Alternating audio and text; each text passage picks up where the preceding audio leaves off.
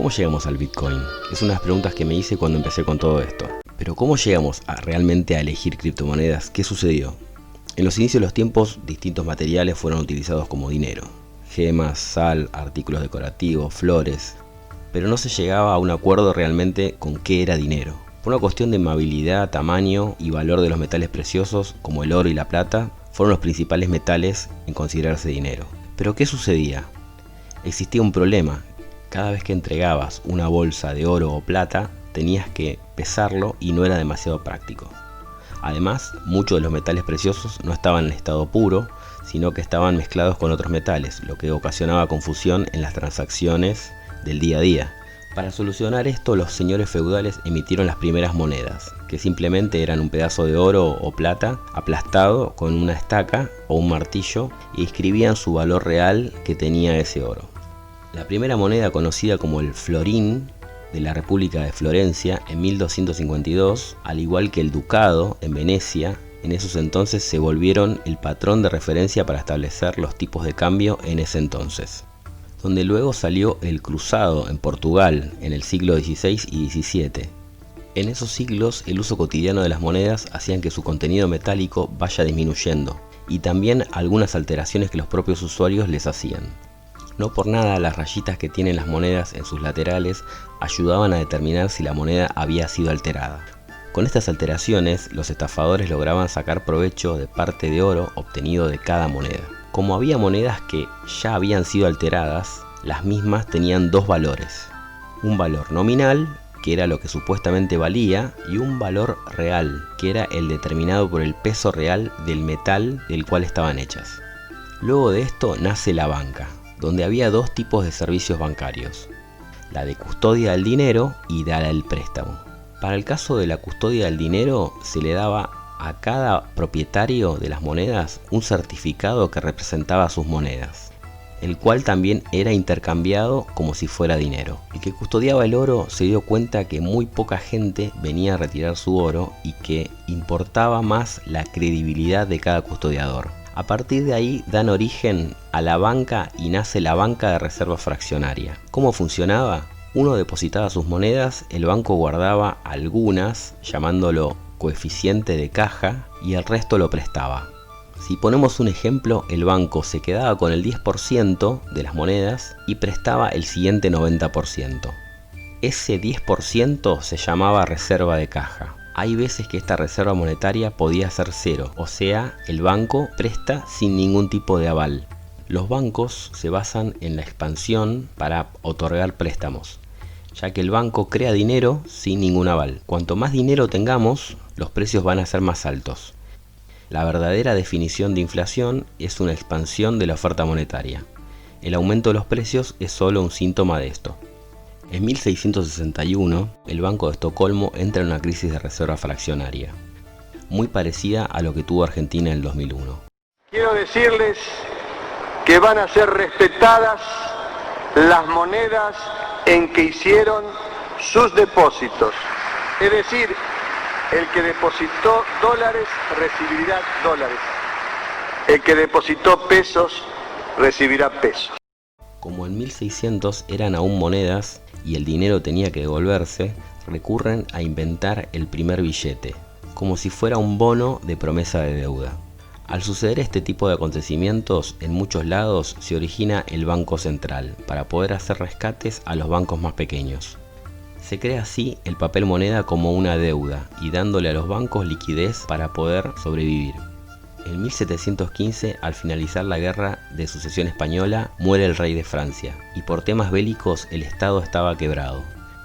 Aparece un escocés llamado John Law, quien le explica al regente de Francia que el problema que existía en Francia era que no tenía papel moneda y que si lo autorizaba con un banco estatal y políticas monetarias expansivas, él podría salvar a Francia. Finalmente acepta y da origen a la expansión crediticia y a la creación del papel moneda. Esto sucedía obviamente antes de Adam Smith. Tan solo 5 años después, gracias a John Law, en 1720 explota Francia. Incluso le hicieron una moneda en honor a su desastre económico, que llevó al empobrecimiento de toda Francia. Entonces hasta ese momento existían dos tipos de banca, la banca con respaldo y la banca de dinero inexistente. Mientras que en Francia sucedía esto con John Law 3 años antes de que explotara Francia, en 1717, Gran Bretaña con Isaac Newton se convencía que el patrón oro era la mejor alternativa. ¿Qué quiero decir con esto? El patrón oro define que una unidad de dinero circulante era equivalente a ciertos gramos de oro o onzas de oro de dinero convertible. Esto perdura en el tiempo de 1821 hasta 1914, donde ocurre la Primera Guerra Mundial. Poniendo como ejemplo esto, en 1907, aquí les muestro un billete de $10.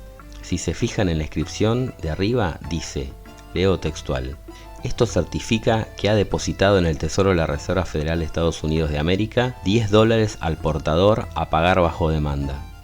Aquí les muestro otro billete de 1881 de Argentina.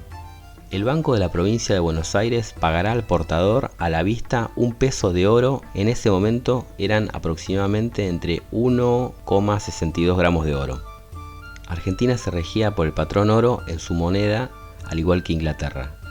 El patrón oro, si bien tiene algunas falencias, logró estabilizar las tasas de interés, los precios de los bienes y, no menor, estabilizar los tipos de cambio, y evita que los bancos expandan el crédito. En 1914, con la Primera Guerra Mundial, el patrón oro es destruido y abandonado. ¿Y por qué ocurre este fenómeno? Básicamente porque los gobiernos necesitaban endeudarse para poder comprar armas y hacer frente a las guerras.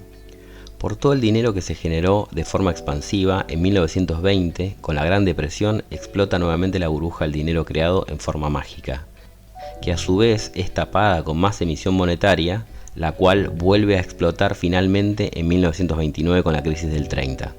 Roosevelt, en 1933, y por decreto, genera un cambio en la forma de la emisión de la moneda, confiscando así todo el oro de los ciudadanos que habían cambiado su dinero a oro. En 1944 vuelve a aparecer el patrón oro, pero ahora no se llama más patrón oro, se llama patrón cambio oro, donde el valor seguía estando, pero un poco más devaluado, ya que $35 equivalían a una onza de oro. Como Estados Unidos, después de la Segunda Guerra Mundial, logró posicionarse en los mercados, el resto de los países tenían una moneda anclada, pero no al oro, sino al dólar. Este patrón, dólar, cambio, oro, fue provisto por dos economistas de la época, John Maynard Keynes y Harry Dexter White. Ambos eran comunistas y agentes de la KGB. Además, se crearon dos instituciones que iban a mantener el orden del sistema, el FMI y el Banco Mundial. El sistema quebró, destruido por el estado de bienestar creado por Lyndon B. Johnson. Sumado a esto, el gasto por la guerra de Vietnam lograron que las políticas inflacionarias de Estados Unidos impacten en la política de todos los países del acuerdo. Los demás países estaban muy enojados y empezaron a exigir que les devuelvan su oro. En 1971 suspende la convertibilidad del oro y se convierte en lo que hoy llamamos dinero, que es deuda pública. Hay un lema que dice: si no entiendes tu propia historia, la repetirás eternamente. Y eso fue lo que sucedió. Crisis financieras a lo largo de la historia. Y voy a saltar a una en particular. El 15 de septiembre de 2008, el banco Lehman Brothers se declaró en bancarrota y ahí comenzó el caos. Pero vamos un poco más atrás a ver realmente lo que sucedió. Todo comenzó en el 2002. El entonces presidente de los Estados Unidos, George M. Bush, dijo que a partir del sueño americano, cada ciudadano tenía que tener su casa propia. Así que le pidió al sector privado, con la idea que el mercado de capitales de financiamiento sea a personas con ingresos más bajos.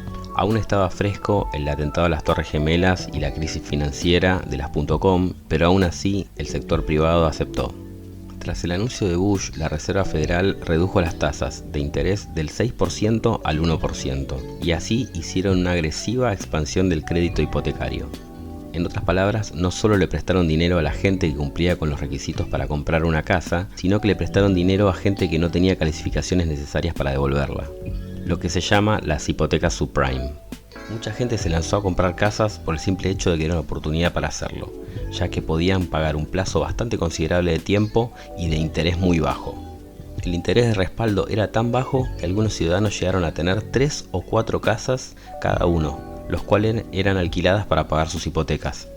En ese momento de esa expansión hubo un sismo financiero, lo que ocasionó que algunas familias dejaran de pagar sus hipotecas, lo que en una situación normal el banco se podía haber hecho cargo de las deudas de las casas, pero como el promedio de las hipotecas no era solamente una casa, sino eran más de una, el banco tenía muchas casas y no tenía dinero. lo que ocasionó que el banco a su vez ponga en venta muchas de las casas a un precio más bajo. Los ciudadanos, al ver que las casas de sus vecindarios estaban más bajas, dejaron de pagar las hipotecas a sus bancos, ya que si vos habías comprado una casa a $300.000 y de repente las casas de tu vecindario estaban 90.000, era mejor dejar de pagar y volver a sacar un préstamo. Esto generó una bola de nieve financiera y un colapso económico. 2009. Los bancos terminaron quebrados. Nace una moneda llamada Bitcoin que no tiene centralización bancaria ni depende de ningún estado o institución. Su valor depende exclusivamente de la oferta y la demanda, así que será valiosa mientras que haya oferta y haya demanda. El dólar, por ejemplo, en los últimos 50 años ha perdido un 90% de su poder adquisitivo, ya que aún siendo una moneda fuerte, tiene una depreciación entre 1 y 2% anual. Lo mismo o mucho peor ha sucedido con distintas monedas alrededor del mundo. Con las criptomonedas no puede haber una inflación de medida, ya que cada una tiene un tope máximo, lo que los gobiernos sí, por la emisión financiera que generan cada uno. Te invito a que me cuentes en los comentarios qué opinas acerca de esta historia. Muchas gracias. Eso es todo por hoy. Cualquier información o consulta puedes dejármelo en los comentarios. Si te gustó el video, regálame un like, compártelo con tus amigos y no olvides suscribirte para más noticias o novedades. Si quieres recibir notificaciones, activa la campanita. Muchas gracias.